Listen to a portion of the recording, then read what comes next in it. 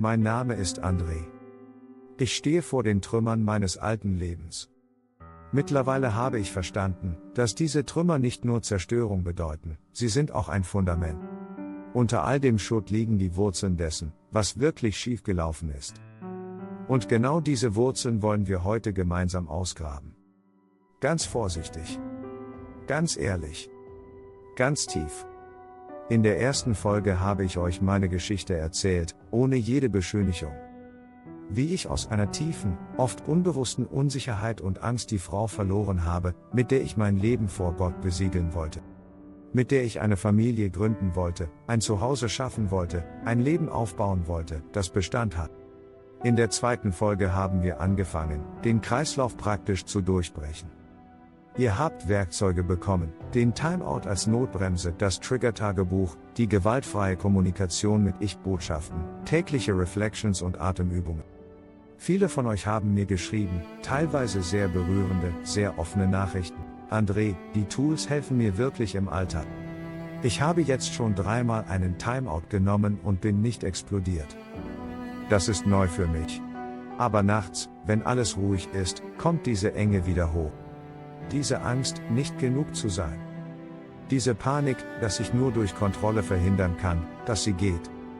Ich merke, dass ich sie festhalte, nicht körperlich so schlimm wie andere vielleicht, aber ich lasse sie nicht einfach gehen, wenn sie Abstand braucht.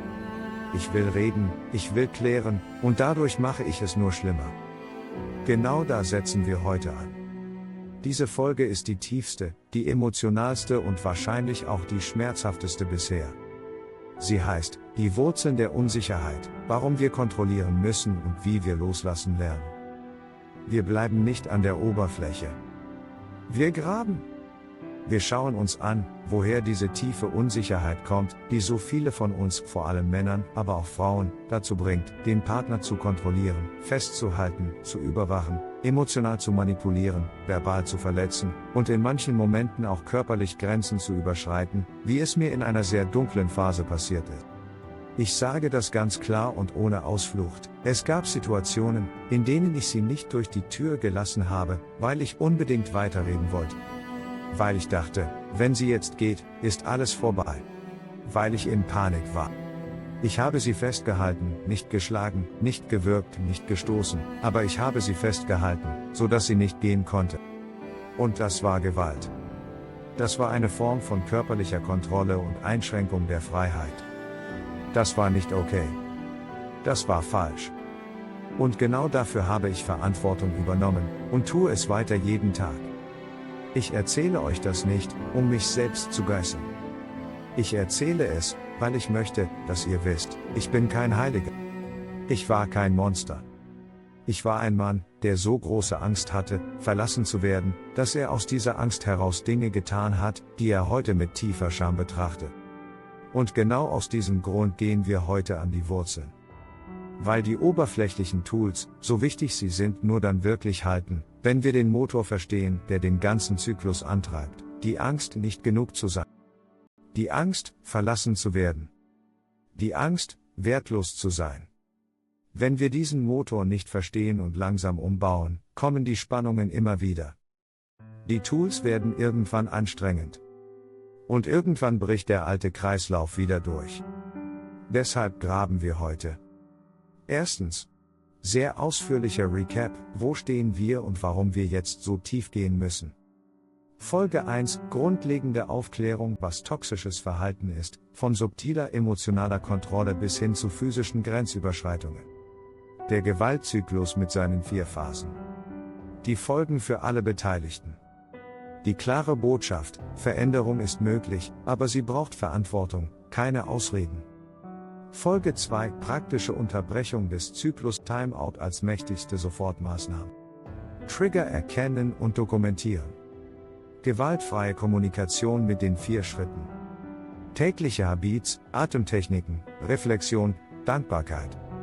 Aber viele von euch, und ich selbst in den ersten Monaten nach meiner Trennung, haben gemerkt, die Tools stoppen die Explosion. Sie verhindern, dass es richtig hässlich wird. Sie geben mir Kontrolle über mein Verhalten in der Hitze des Moments. Aber sie nehmen nicht diese tiefe, bohrende Enge weg, die nachts kommt. Dieses Gefühl, dass ich nur sicher bin, wenn ich alles im Griff habe. Dass ich nur wertvoll bin, wenn sie bei mir bleibt, und dass ich dafür alles tun muss, auch wenn es bedeutet, sie festzuhalten, sie zu kontrollieren, sie nicht gehen zu lassen. Diese Enge, diese Angst ist der eigentliche Motor. Wenn wir diesen Motor nicht verstehen und Stück für Stück umbauen, wird die Spannung immer wieder kommen. Die Tools werden zur Last.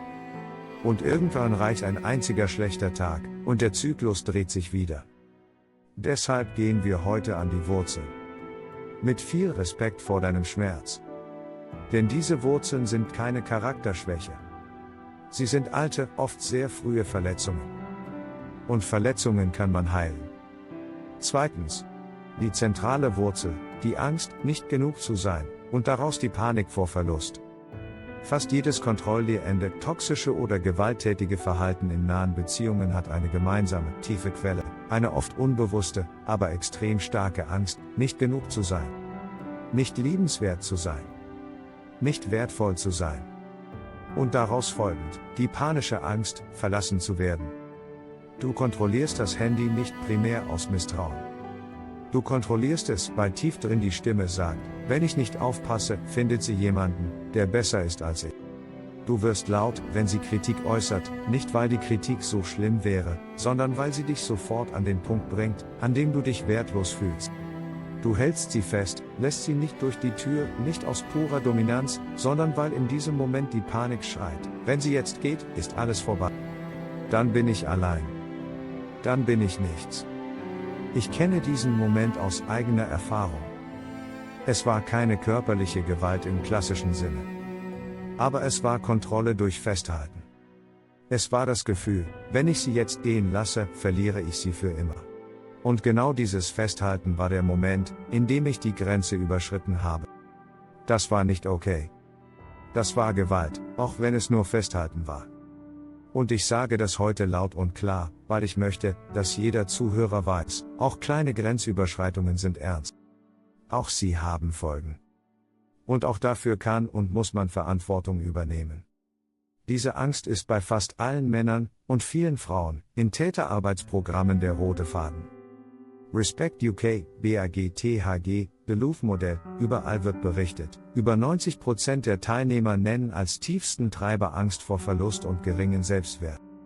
Drittens. Woher kommen diese Wurzeln? Die 5 häufigsten Quellen, ausführlich mit Beispielen. 3.1. Kindheit und frühe Bindungserfahrungen. Viele von uns sind in Umfeldern groß geworden, in denen Liebe an Bedingungen geknüpft war. Vater emotional abwesend oder streng, Jungen weinen nicht. Reiß dich zusammen. Sei ein Mann.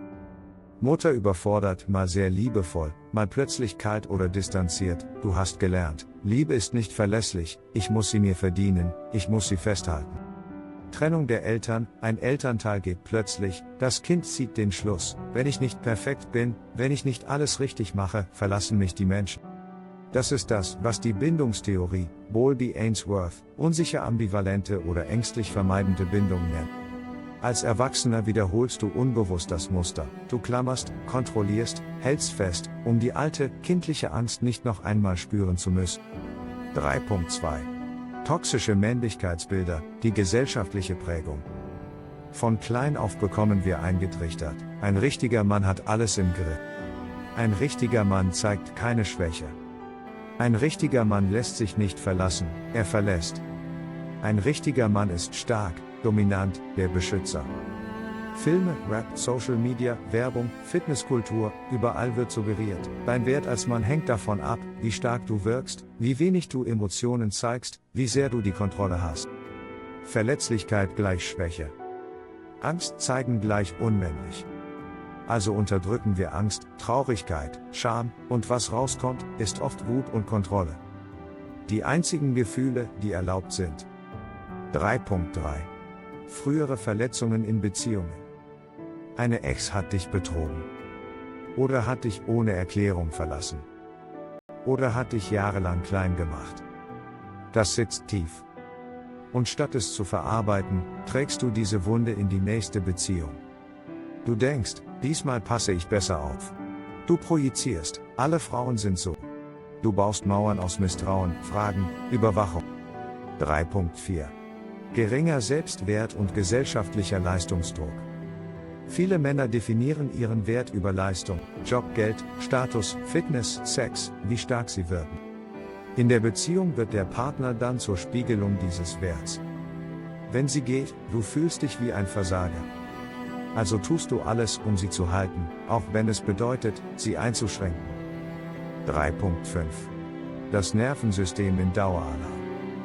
Bei manchen von uns sitzt die Angst so tief, dass das Nervensystem quasi dauerhaft in Alarmbereitschaft ist. Jede kleine Kritik, jedes Anzeichen von Distanz wird als Lebensgefahr wahrgenommen. Der Körper reagiert mit Kampf, Kontrolle, Wut oder mit Klammern, Festhalten, nicht loslassen können. 4. Der Teufelskreis, wie Angst sich selbst bestätigt.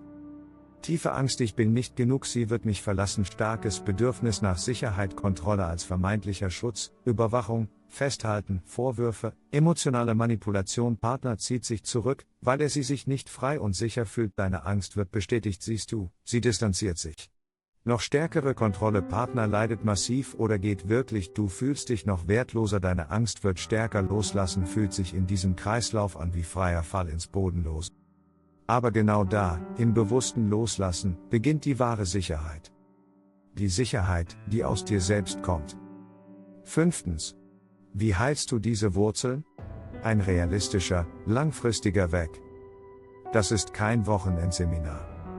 Das ist ein Prozess, der Monate, manchmal Jahre dauern kann. Aber du kannst heute den ersten Schritt machen. 5.1 Die Angst bewusst machen und benennen. Täglich oder mindestens 3-mal pro Woche 10 bis 15 Minuten schreiben. In welchen Momenten spüre ich diese Enge im Brustkorb? Wovor habe ich wirklich Angst? Ganz konkret formulieren. Welche alte Geschichte erzähle ich mir selbst? Wenn sie jetzt geht, bin ich für immer allein. Allein das Benennen nimmt der Angst schon 30 bis 50% ihrer Macht, neurologisch nachweisbar. 5.2 Verletzlichkeit in kleinen, sicheren Dosen üben. Beginne mit Sätzen wie, ich merke gerade Eifersucht, und dahinter steckt die Angst, dich zu verlieren. Wenn du Abstand brauchst, fühle ich mich unsicher und klein. Ich habe große Angst, nicht genug für dich zu sein.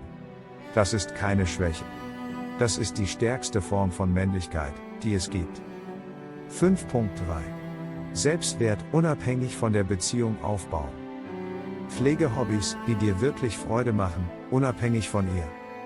Treffe Freunde regelmäßig, echte, tiefe Gespräche.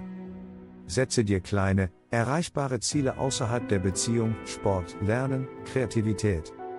Abends die Frage, wofür bin ich heute dankbar an mir, völlig unabhängig von meiner Beziehung? 5.4 Professionelle Unterstützung, unbedingt empfohlen. Täterarbeitsgruppen, BAG-THG hat eine Liste für jede Region, oft anonymer Einstieg möglich, Therapie mit Schwerpunkt Bindungstrauma, Gewaltprävention, emotionsfokussierte Therapie, Männergruppen, dort hörst du, ich dachte, ich bin der Einzige. Und dann habe ich gemerkt, wir sind viele. Und Veränderung ist möglich. 5.5 Körper- und Achtsamkeitsarbeit. Tägliche Meditation, Bodyscan, 10 bis 20 Minuten Sportarten, die Erden, Krafttraining, Laufen, Kampfsport ohne Gewaltabsicht, Journaling ohne Filter, alles rauslassen, Abschlussübung, tiefgehend, nimm dir wirklich 50 bis 70 Minuten ruhiger Ort, keine Ablenkung. Schreibe deine größte Angst in der Beziehung in einem Satz auf. 15 bis 20 Minuten freies Schreiben. Woher kommt diese Angst? Welche Erinnerungen, Erfahrungen, Botschaften aus Kindheit, Gesellschaft, früheren Beziehungen stecken dahinter? Liste konkretes Verhalten auf, mit dem du heute versuchst, diese Angst zu kontrollieren. Formuliere eine verletzliche Ich-Botschaft, die du irgendwann deinem Partner sagen könntest, oder zuerst nur dir selbst. Sprich sie laut vor dem Spiegel oder nimm sie auf. Spüre, wie dein Körper reagiert. Schreibe dir 3 bis 5 kleine Schritte für die kommende Woche auf, zum Beispiel, ein Hobby wieder aufnehmen, einen Freund anrufen, 10 Minuten Bodyscan, Sportübungen wie Liegestütze oder etwas, das dich herausfordert, jeden Tag. Abschluss und Ausblick. Vielen Dank, dass du diese sehr lange, sehr tiefe und sicher auch sehr anstrengende Folge bis zum Ende mitgegangen bist. Das war schwer. Für mich, das zu erzählen. für dich, das anzuhören. Aber genau hier, im Schmerz, in der Ehrlichkeit, im Hinschauen, beginnt die echte Veränderung. Du bist nicht dein altes Verhalten. Du bist nicht deine Angst. Du bist ein Mensch, der den Mut hat, sich seiner Wahrheit zu stellen. Und das ist der Anfang von wahrer Stärke. In der nächsten Folge gehen wir in den aktiven Wiederaufbau. Vertrauen neu aufbauen, wie du deinem Partner echte Sicherheit gibst, echte Reue zeigst und eine gleichberechtigte, lebendige Beziehung leben kannst. Wenn dir diese Folge etwas gegeben hat, auch wenn es nur ein kleines Stück Erkenntnis, eine Träne oder den Impuls war, endlich hinzuschauen, dann unterstütze bitte den Kanal, abonnieren, Glocke aktivieren, Daumen hoch. Teile die Folge gerne, auch anonym, mit jemandem, der sie brauchen könnte. Du bist nicht verloren. Du bist genug, genauso wie du jetzt bist. Und du schaffst das. Schritt für Schritt. Bis zur nächsten Folge. Bleib dran. Es lohnt sich.